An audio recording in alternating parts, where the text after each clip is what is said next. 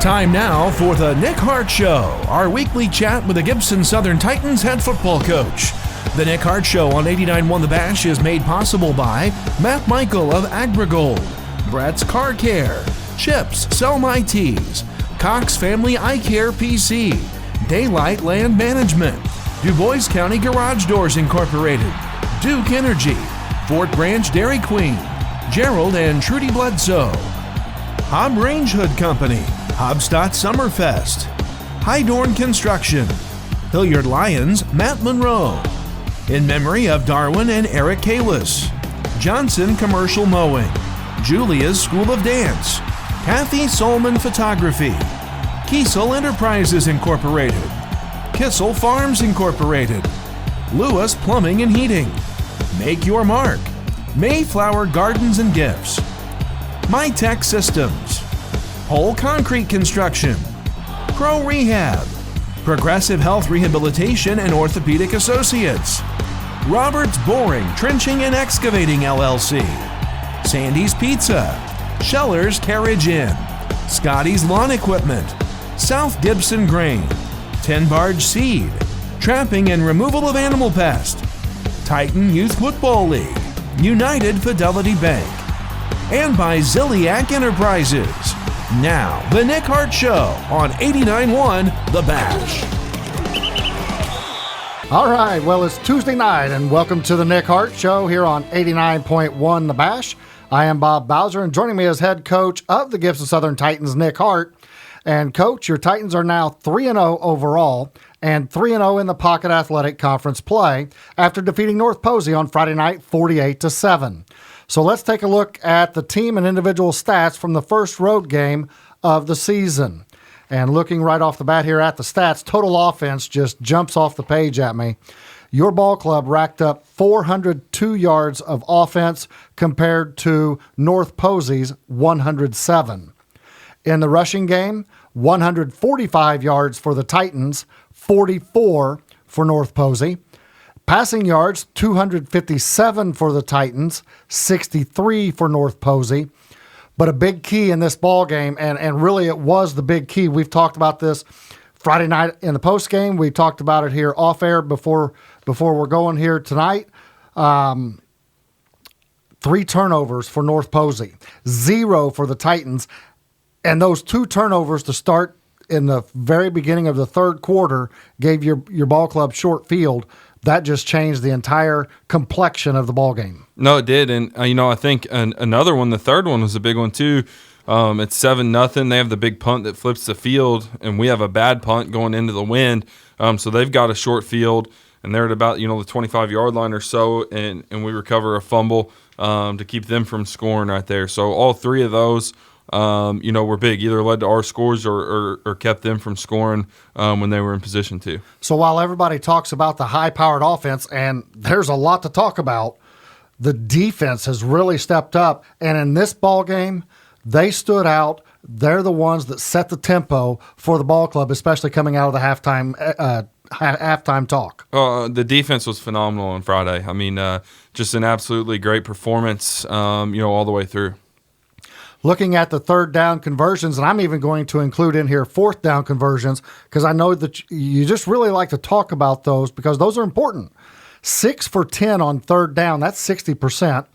1 for 1 on fourth down, those are game changers in themselves on the offensive side. Yeah, and if you look at the 4 that we didn't convert, I'm sure that we were very far behind the chains. One time you were first down and Owensville to go, so it was like 1st and 42 or something. Yep.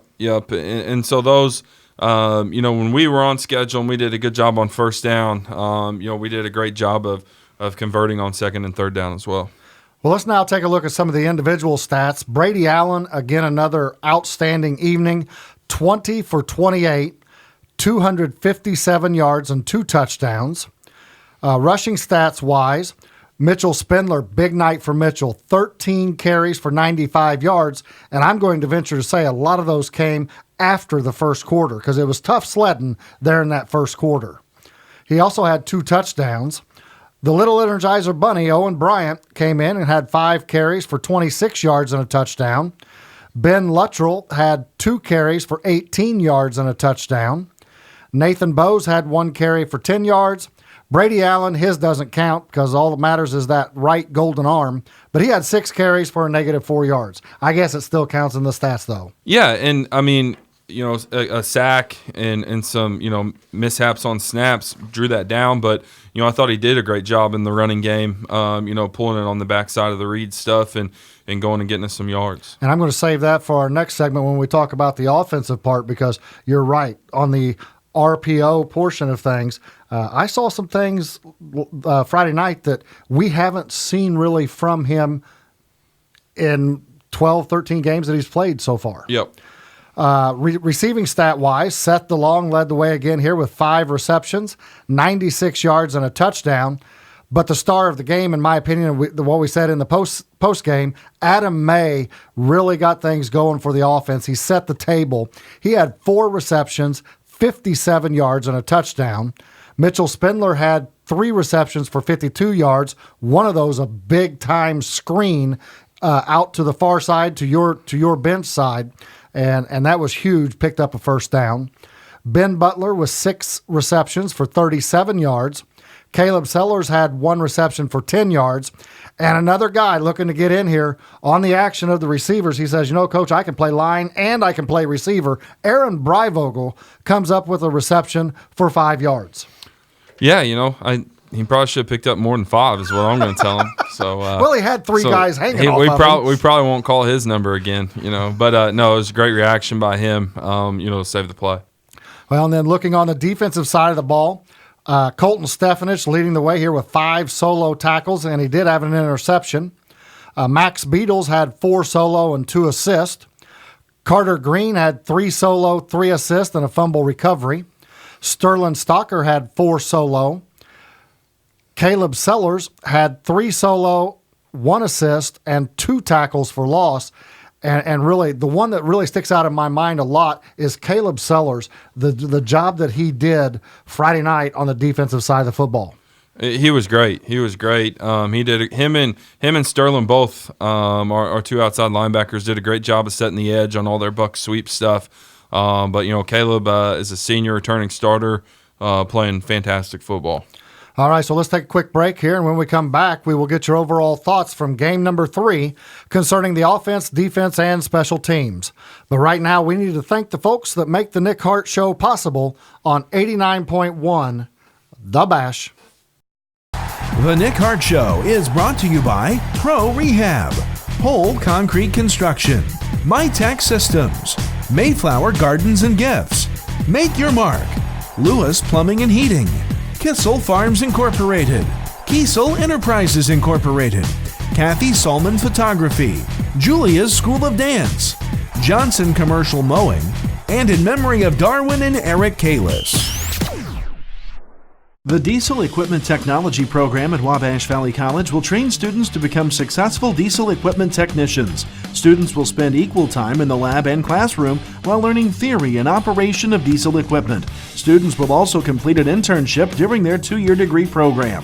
For more information about the Diesel Equipment Technology program, call WVC today at 618-262-8641 or visit www.iecc.edu/WVC.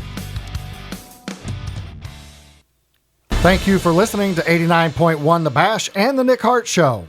All right, Coach, let's start first off with your thoughts from the offense against North Posey. Well, kind of like what we talked about in the post game. I liked a lot of the stuff that we did. Too many self-inflicted mistakes. With quarterback center exchanges, penalties getting us behind the sticks. We had a lot of that type of stuff, which has been uncharacteristic of us so far this season. And it is kind of one of those funny things that those things seem to be contagious. You don't just seem to have one in a game and you just kind of move on and come. They seem to come in bunches, but I don't foresee that becoming a trend for our offense. We've got a veteran group, and we just kind of unraveled a little bit there in the first half with the self-inflicted mistakes. Now, other than that, and I think the other thing was too is a different guy each time. And it's just, something we've obviously got to clean up moving forward, and especially, going into this week. Well, and we had talked about it earlier. What I saw for the first time coming out of the game of Brady Allen was where you ran the RPO. I mean, he put the ball in the belly of Mitchell Spindler, pulled it, and he purposefully ran, and I loved it. I loved seeing it. It reminds me of some of the quarterbacks of old. Now, he wasn't as fast as some of those guys because some of those guys could take it, and the next thing you know, they're at the house. But that just brings the defense one more thing that they have to key on. Yeah, he does a great job making decisions, whether it's in the running game or the passing game. And, we put a lot on his plate. And, he made some great reads, and he's certainly athletic enough if teams want to, chase the back. To pull the ball and go get us yards and keep us moving in a positive direction. Well, and one other thing, it was good to have Ben Butler back on the offensive side Friday night. There was a few times where you could tell that he was trying to force the issue, trying to make up for 2 games lost in essence. But, man, what a talent he is, along with everybody else. I mean, you've got 4 receivers, you've got a tight end H-back, you've got a blocking back that comes in and does phenomenal, running back, quarterback. The riches are just abundant on that offensive side. But now when you add Ben in there, everybody's going to open up even more. Yeah, he's certainly dynamic, and just another one of those guys that every time he touches it, it can be 6, and great to have him back and involved.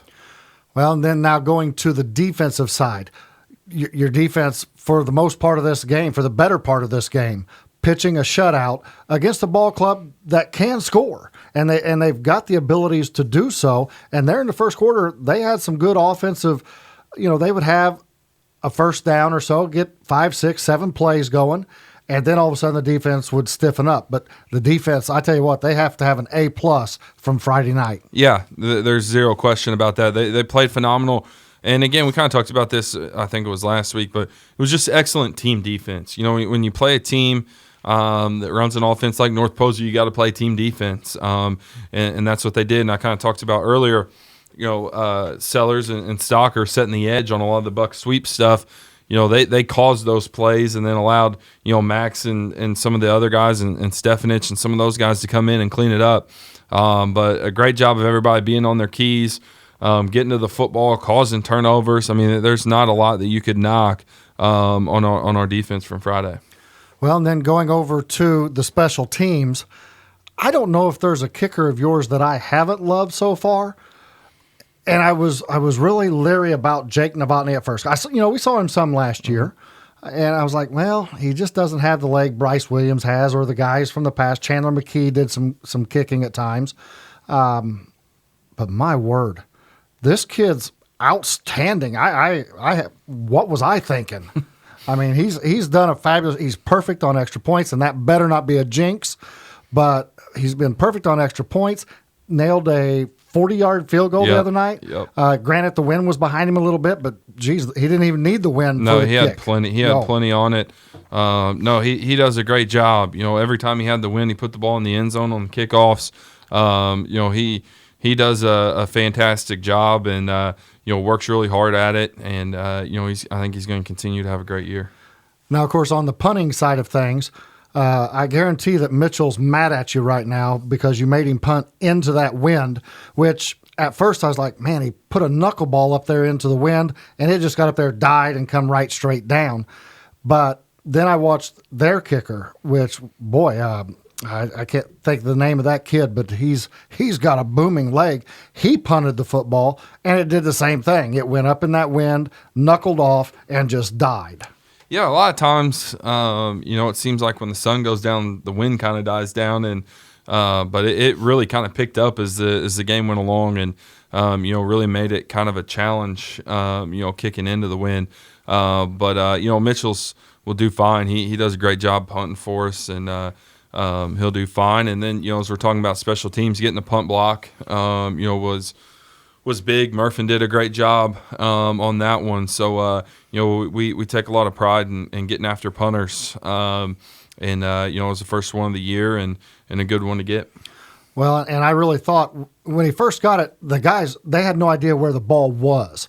And then when he located it and landed on it, I couldn't quite tell. They were at that back edge of the end zone. And I thought he got on it, but obviously the officials are much closer than I am, and my eyes are not that good. So there was a real chance that his legs, the lower half of his body, was probably in that red marker area. The end zone was black, and the red marker was outside of that. So I'm going to say he was out of bounds. You've probably seen it on film even. Yeah, he was. He had a chance at it once he first located it to try and get it before it went out, but couldn't quite get there in time and corral it. So it was a good call on the safety. And the punt return team has been very close so far this year, a good handful of times, just haven't got there. And boy, he got there in plenty of time. Yeah, even Friday night we got close a couple of times, I thought, and finally, we were able to get him clean through there.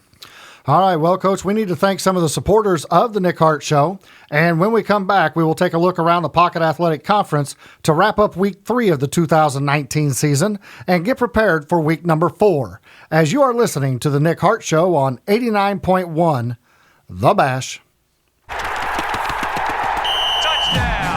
The Nick Hart Show is brought to you by Progressive Health Rehabilitation and Orthopedic Associates, Roberts Boring, Trenching, and Excavating, LLC, Sandy's Pizza, Scheller's Carriage Inn, Scotty's Lawn Equipment, South Gibson Grain, 10 Barge Seed, Trapping and Removal of Animal Pest, Titan Youth Football League, United Fidelity Bank, and by Ziliak Enterprises.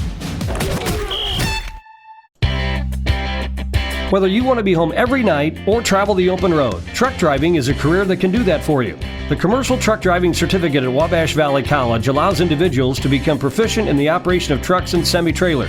This stepping stone allows you to test for the Illinois CDL and DOT certification.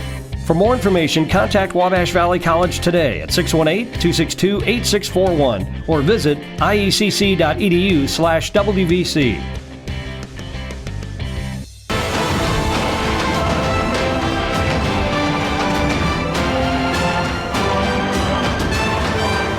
Welcome back to the Nick Hart Show on 89.1 The Bash. I am Bob Bowser, and joining me is head coach of the Titans, Nick Hart. And, Coach, let's go ahead and talk about the Pocket Athletic Conference here after week number 3. Starting off, your Gibson Southern Titans are on top, 3-0 overall and 3-0 in conference games. Heritage Hills is 2-0 in the conference, 3-0 overall. Southridge is 1-0 in the conference, 3-0 overall. And I'm going to have to throw out there, that's got to be, at the moment, for me, the surprise team right now. Yes and no. They played a tough non-conference schedule and got some great wins, and you knew that they would get there. But they did graduate a lot of kids and had a lot to replace. But they're a great program, and you knew that they would keep things rolling. And I say that from a standpoint of the fact that those first 2 games, I mean, that's like Cincinnati's playing Notre Dame and Ohio State first 2 weeks. I mean, what is that athletic director thinking? Money, I guess. But at the high school level, you're not getting paid any money. And wow, they go through a buzzsaw to start, but they're 3-0. And that's phenomenal job of the kids and the coaching staff. Yeah, and you look, Jasper, beat Boonville really bad this week, so that makes that win look even better. Coach B does a great job and has those guys rolling. Well, and sitting at 1-1 in the conference is Tell City, and they're 2-1 overall. Pike Central is 0-1 in the conference, 0-3 overall. I forgot to mention North Posey just before that. So in 5th place here is North Posey. They're 1-1 in the conference, 1-2 overall. Then Pike Central. Then Forest Park is 0-2, 1-2 overall. And South Spencer is 0-3 in the conference, 0-3 overall. So looking at the scores from this past Friday night, of course, your ball game, Gibson Southern defeated North Posey 48-7. Heritage Hills defeated Pike Central 69-6. I don't know. I don't even know what to say in that ball. I mean, Heritage Hills, they had like 62 points in the first half. Yeah, obviously they're very good and just continue to roll. Then Southridge defeated Forest Park 42-7. Forest Park got themselves on the board 42-7. Southridge just keeps rolling. Yeah, kind of like we talked about when we talked about them in the standings. Just great program. Always gonna have a great team. Now here's a big one for me. Tell City 32, South Spencer 6. I mean, that South Spencer ball club, I expected to maybe see a little bit more out of them, a little growth from week 1 to week 2 to week 3. But Tell City says, no, not on our watch, and they come up with 32 points of their own. Yeah, that's a great win for them. And, being able to, Tell City has, they're 2-1, but they haven't scored a ton of points this year. And then to, come out and get 32, great win, and looks like they're rolling in the right direction. So let's look forward here to Friday the 13th. That's Friday, September 13th, week number 4 in the Pocket Athletic Conference. There's only 2 conference affairs on Friday night. North Posey at Southridge. North Posey's got to rebound, travel over to Southridge. Boy, and the way Southridge is playing ball right now, that might be just a tall task at this time. Yeah, they're rolling. They're just playing really good football, and I think we'll continue to do so. Well, but I don't think Coach Shank will have that ball club there at North Posey giving up anytime soon. No. I think they're going to prepare just as if they're going to go in there and win it. And you know what? That's why we play the games on Friday night. Yeah, and you saw their defense is so much improved from what they've had the past couple of years, and so. If they don't turn the ball over, I think their defense can keep them in ball games. All right, then the other conference ball game of the night will be Tell City at Pike Central. And for Tell City, long bus ride, but at the same time, I tell you what, this ball club's rolling and they're feeling their oats right now. Yeah, coming off a huge win and, looking to keep things rolling. So then Jasper is at Heritage Hills. Welcome to the jungle. That's going to be a huge ball game. Jasper's coming off of a high, blanking Boonville, and then Heritage Hills for 3 weeks now. They've just been playing phenomenal football. Yeah, I think Jasper's going to continue to get better. Coach Lewis, good coach, and his first year there, and he'll continue to get them better. And I think this game, Heritage Hills is obviously very, very, very good, and but it gets a little bit more interesting, I think, after what Jasper did to Boonville last week, and they're going to be riding high in there. Well, then we have Owensboro Catholic at South Spencer, and I would assume this is probably a game added into the schedule simply because the coach at South Spencer came from Owensboro Catholic. I don't know that for fact, but boy, I tell you what, that team, from what I've seen on Friday nights on the news, that Owensboro Catholic team is pretty loaded. Yeah, just on Home Team Friday and stuff, they've looked pretty darn good. And then Tecumseh at Forest Park. Let's see if this Forest Park ball club can bounce back and get a victory in non-conference play, because I was impressed with week 1, they were better. Week 2, they come out and got a victory against Perry Central, I believe it was. Now, week 3, they kind of took their lumps there going up against Southridge, but let's see what happens here in week 4. Maybe it's even weeks for them this year. Yeah, I think so. I think that they can come out and get one done. And then, of course, that's going to leave one more game for us to discuss, which we'll do here in our next segment. But that's going to wrap up things on the Pocket Athletic Conference trip. So right now, we got one more segment to go, Coach, which means it's time to get the listeners ready for Saturday's ball game as your team prepares to travel to Southport in a non-conference matchup. But first, let's thank some of the underwriters of the Nick Hart Show on 89.1 The Bash.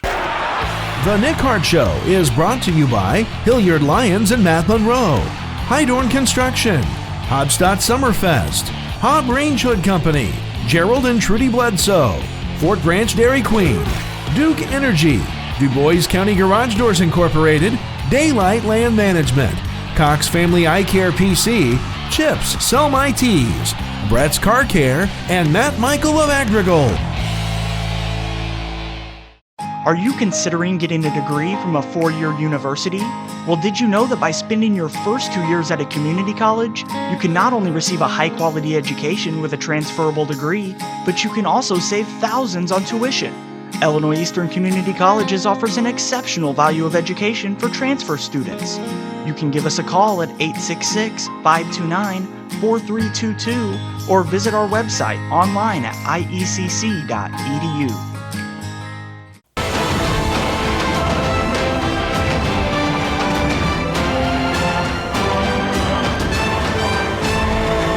Welcome back to the Nick Hart Show right here on 89.1 The Bash, or you may be using the free app to access the show on your cell phone. So, Coach, it's week number 4.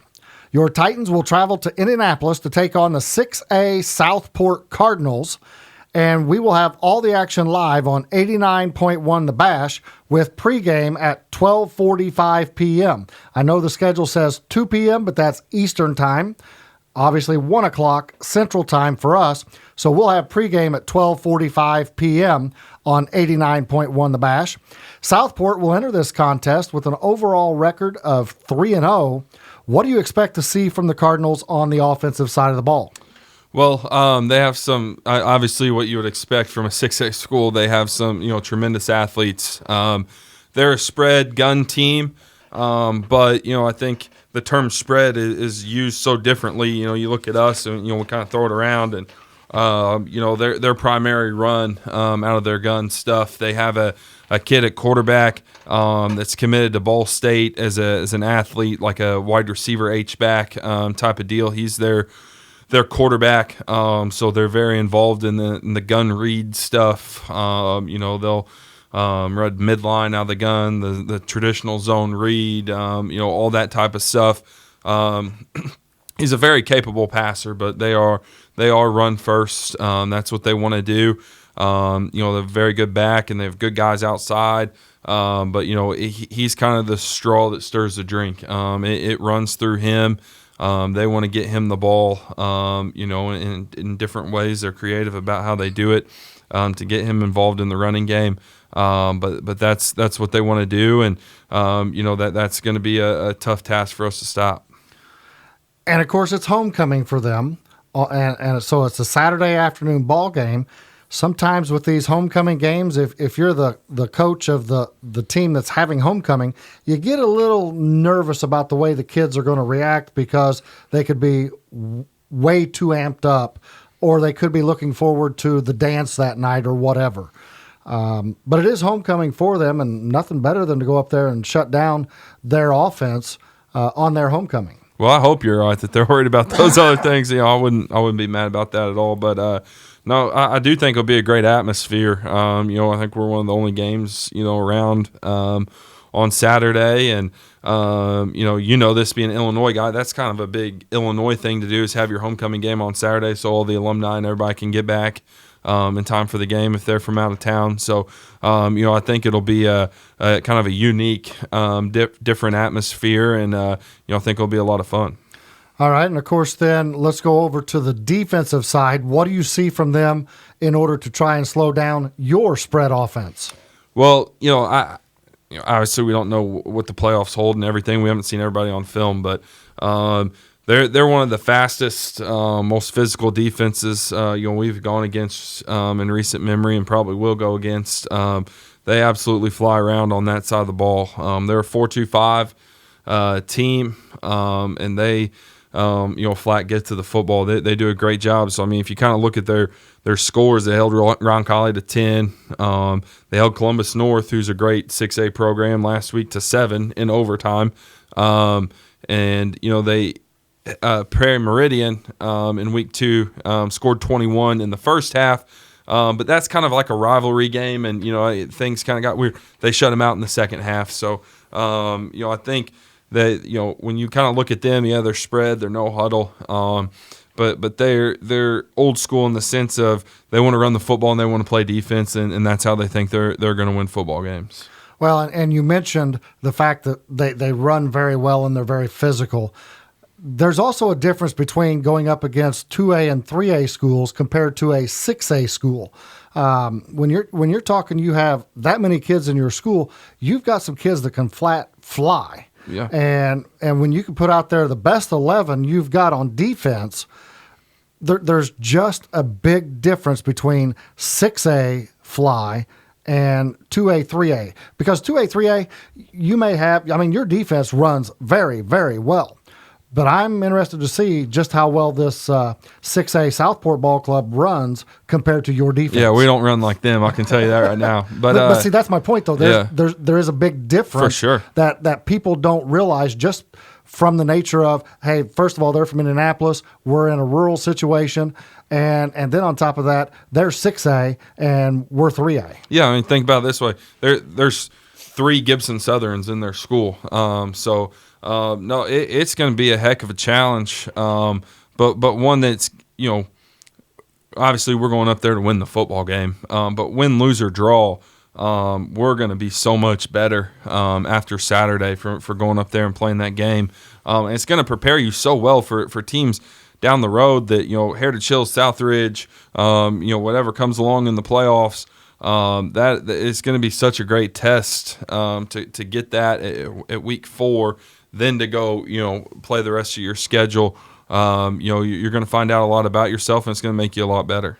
Well, and you've got to speed up your game on both sides of the ball. So now that you speed up your game, it's going to be like, okay, everything else kind of slows down, and now you've got your game up there high enough and quick enough that it makes it even tougher to stop. Yeah, and I think one of the big things, too, is it forces you to play.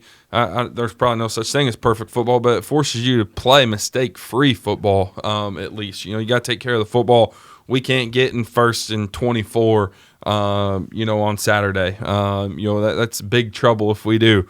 Those type of things. We can't blow coverages. We can't, be lined up in the wrong gap. Those type of things. We'll get exposed on Saturday if we do them. So, it's just such a great challenge, opportunity, and experience all in one. And, we're looking forward to it and going to have a great week of practice, to get ourselves ready to go up there on Saturday and have a great afternoon. So what have you seen on the special team side of things, kicking-wise, whether it's field goals, extra points, kickoffs, punts? They're perfect on extra points on the year.